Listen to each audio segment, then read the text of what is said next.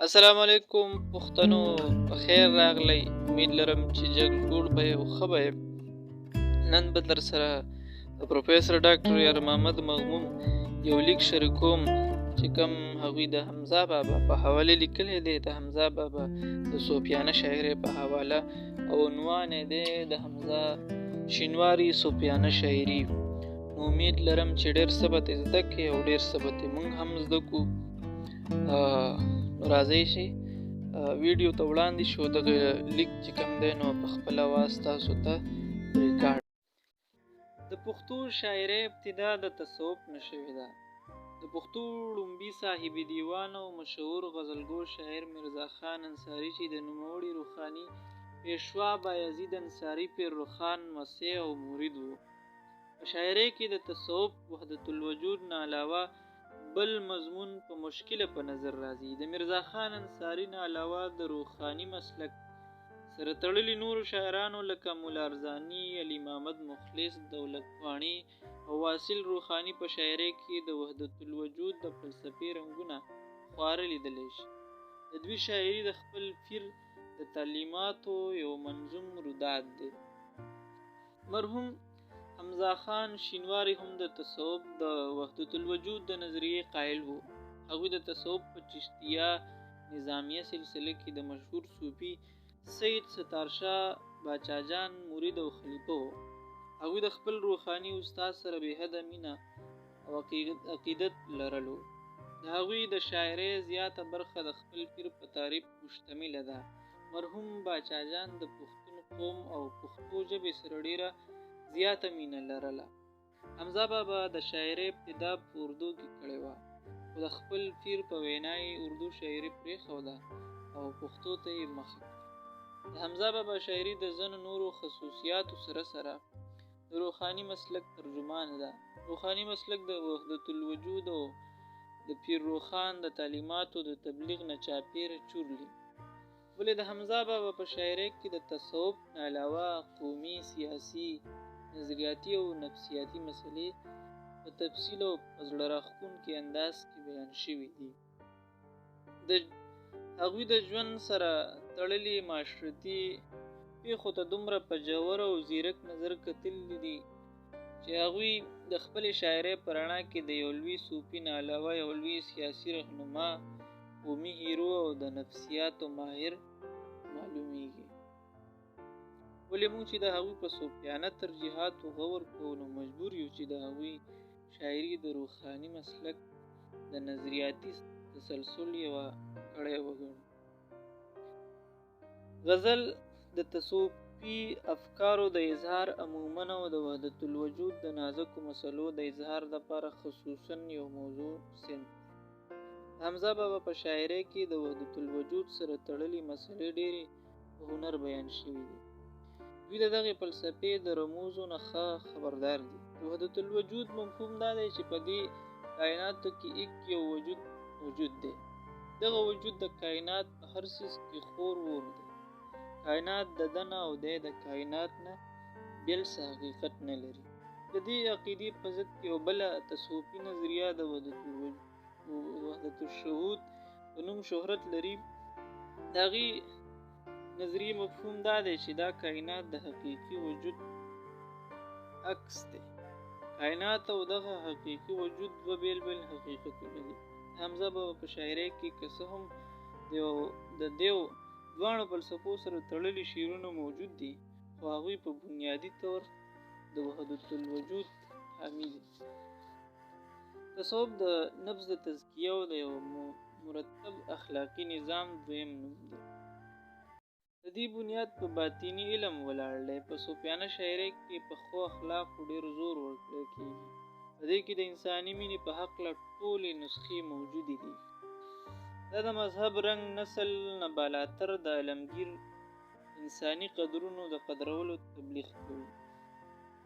د دغه قسمه قدرونو په قدرولو د انساني ورورولۍ، امن، انصاف او مینې علمبرداره، د هر قسم تعصب او حسد نه پاکه معاشره وجود مومي. د تصوف بنیادی مقصد دا دی چې انسان د ښو اخلاقو عملي مظاهره وکړي او خپل ژوند د هر قسم مادي غلاظتونو نه پاک کړي. دا د انسانانو ترمنځ د ښو تعلقاتو په قیام زور ورکوي او په معاشره کې د غلام او د آقا د فرق ختمولو زیار کوي. هغوی انسانیت نومي نظم کې انسانانو ته د انسانیت د درس ورکولو نه پس هغوی ته د خپل حقیقت د پیژنګلو یا د پیژندلو درس ورکوي او وایي د عالم په حقیقت کې سرګردانه کله ځمکې وتی نشي که اسمان شي. عالم نظام چې جوړ دی له ازدادو ځکه ته چا سره جوړ چا سره وران شي. دا شریک دنیا واړه ځان ته غواړي ځکه داسې په دنیا کې ځان په ځان شي چې کوربه د جهان بل لستانه سزي ته مهمان یې ولې تنګ په بل مهمان شي. د مذهب نامه دې پرېښوه سړي خوره ستا مذهب خو تا ته وایي که انسان شوې. د میرزا خان انصاري نه تر حمزه شینواري پورې د پښتو ټولو لویو شاعرانو خپله شاعرۍ کې تصوفي افکارو ته ځای ورکړی دی. د حمزه شینواري تصوف مخص د دوی تر شاعرۍ محدود نه و، هغه یو عملي صوفي و. د دوی په صوفیانه شاعرۍ کې د اخلاقي درس سره سره د فلسفې د پیچیده مسلو نه پرده پورته شوې ده. د دوی په شاعرۍ کې د خیر او شر ترمنځ یو شعوري مسلسل جنگ روان وي. دغه جنگ د خیر په پتې سرته رسي. هغوی د خیر لفظ د اسلام یا په نورو ټکو کې د پښتونولۍ او د شر لفظ د کفر یا د ټولو ناویلو عادتونو دپاره علامت په توګه استعمالوي. هغوی اسلام او پښتونولي د یوې ونې دوه څانګې ګڼي. د ژوند سره تړلي ټول ښه صفتونه د دوی په خیال په دغه دواړو څانګو کې د ګلونو په شان غوړېدلي ښکاري. دغه صفتونه دوی په رنګ انداز کې ښکاره کړي دي. حقیقي پښتونولۍ ته دوی په معروضي او موضوعي دواړه رنګ د حقیقي مسلمانۍ درجه ورکړې ده. دوی چې چېرته معروضي رنګ اختیار کړی دی هلته د یو پښتون قوم پرست په رنګ کې، او چېرته چې موضوعي رنګ اختیار کړی دی هلته د یو پښتون صوفي په رنګ کې رنګ شوی ښکاري. او ځکه موږ ویلی شو چې حمزه بابا د یو رښتوني پښتون سره سره یو رښتونی صوفي هم و. هغوی د سلوک د مرحلو نه هم تیریږي او د پښتونولۍ لمن هم نه پرېږدي. هغوی د تصوف په رنګ کې ډېر چل د پښتني اقدارو د تبلیغ حق ادا کوي. یا داسې هم ویلی شو چې هغوی د پښتني قدرونو د ستایلو په بهانه د اسلامي اخلاقو درس ورکوي. د حمزه بابا تصوف د موجوده زمانې سره تړلې ټولې غوښتنې پوره کوي. هغه نه خو د تصوف دپاره په ګونج کې ناستې خوښوي او نه په صحرا کې او ځنګلونو کې. هغوی خپلو مریدانو او شاګردانو ته هم د داسې کولو څه تلقین نه دی کړی. هغه په انساني تربیت ډېر زور ورکوي او دغه تربیت کامل انسانیت دپاره ضروري ګڼي. هغوی د خپل ځان په هکله د حیرت اظهار کوي چې زه څه یم، له کومه راغلی یم او چېرته به ځم. هغه د خپل محبوب په هکله د حیرت اظهار کوي چې د هغه حقیقت څنګه دی. د دنیا په هکله هم د دغسې حیرت څرګندونه کوي چې دا دنیا څه څیز دی او د دې حقیقت څه دی. د ازلي او ابدي حسن په هکله د حیرت ښکار دی. ان لکه تصویر او آینه چې په حیرت کې ډوب وي خو د خبرو توان نه لري. د حمزه بابا په اکثرو شعرونو کې تصویر او آینه د حیرت علامتونه لکه دا شعرونه: عشق چې د راکړه آینه خوشحاله اوسي، اوس ولې حیرانې چې زه ګورم خپل ځان ته. معین دې جوړ معیار د حسن نشو چې نظر کوي بار بار په آینه کې. ما او یار که مخامخ کې څه حاصل دی. آینه به آینې ته مقابل که د خپل ځان په آینه کې ځان ته ګوري. دا چې زه ګڼم زه نه یم هغه دی. د حمزه بابا په شاعرۍ کې د وحدت الوجود او وحدت الشهود د دواړو نظریو سره تړلي بې شماره شعرونه په نظر راځي. هغوی د دغه دواړو نظریو ډېره ژوره مطالعه لرله او د دیو د واضحولو دپاره یې ډېر مثالونه وړاندې کړي دي. هغوی په دې سلسله کې د نورو لویو صوفیانو اقوال هم پیش کړي دي لکه: ومه څاڅکي خو چې مل شوم له دریابه، اوس په ما د ساس کې مه کوئ اطلاق، بس چې له خپل ځانه ورک شومه زه، اوس ما حمزه ته واړه ته ښکاري. حسن خو دی یو خو په بار بار چې مینېږم، زه د خپل وجود خواره اجزا راټولوم. یا خو هېڅ نشته دا واړه وخت مو خیال دی او که وینو بس تیار به وي وجود.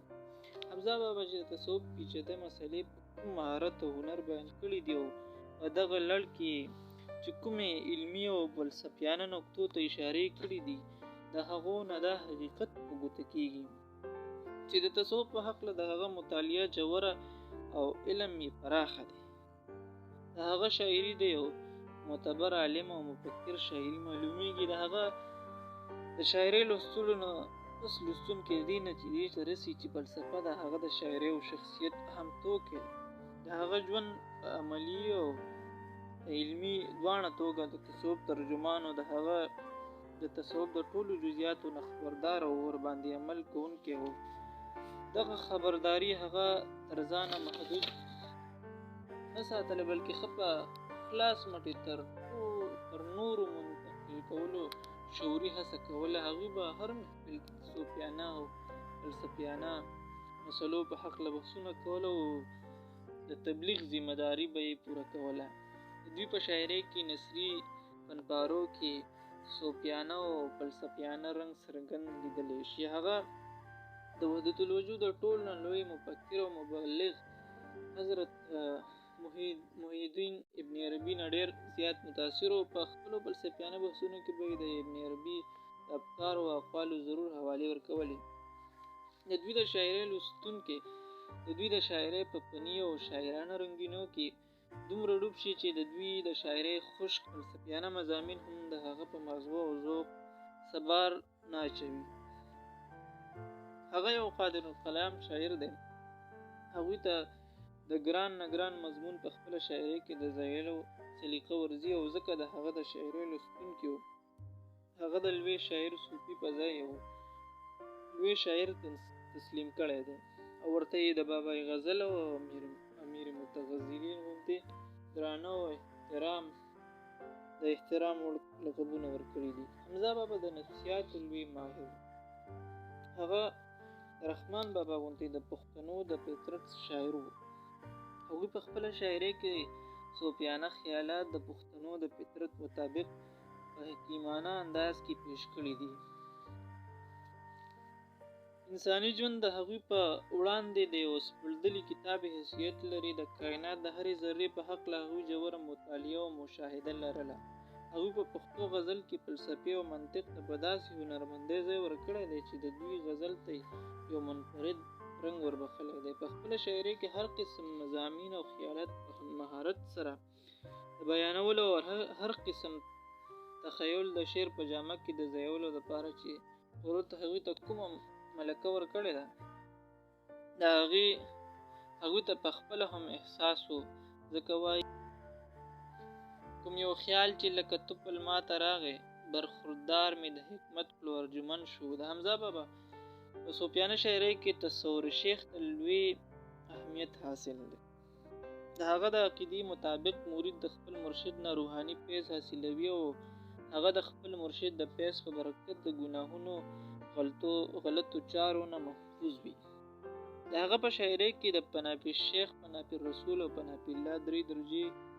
د حمزه بابا په شاعرۍ کې په غور مطالعه وشي نو دا نتیجه راوځي چې د هغه کومه شاعري چې د تصوف سره تړلې ده، هغې کې هغه ټولې نسخې موجودې دي چې په خپلولو یې د سړي نه مکمل انسان جوړېدی شي. کومه شاعري چې د پښتون قومیت سره تړلې ده، هغې کې هغه ټول صفات شته چې که ورباندې عمل وشي نو یو مکمل پښتون جوړېدل ممکن کېدی شي. د هغه په شاعرۍ کې د کامل انسانیت لپاره درس موجود دی.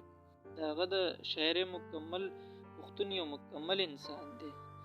هر کله چې د پښتونولۍ او اسلام ټولې تقاضې پوره شي نو د هغه په خیال د کامل انسانیت لپاره لار هواره شي. د هغه د شاعرۍ د کامل پښتون او کامل انسان تصور زموږ په مشرقي شاعرۍ کې د ټولو ناول خوشحال خان خټک د مرد او ننګیالي په شکل کې، رحمان بابا د لمګیر انسانیت په پاقي رنګ کې، پس د شاعر مشرق علامه اقبال د مرد مومن په شکل کې پیښ شو. حمزه صاحب سره نه د لفظونو کمی شته او نه د تخیل.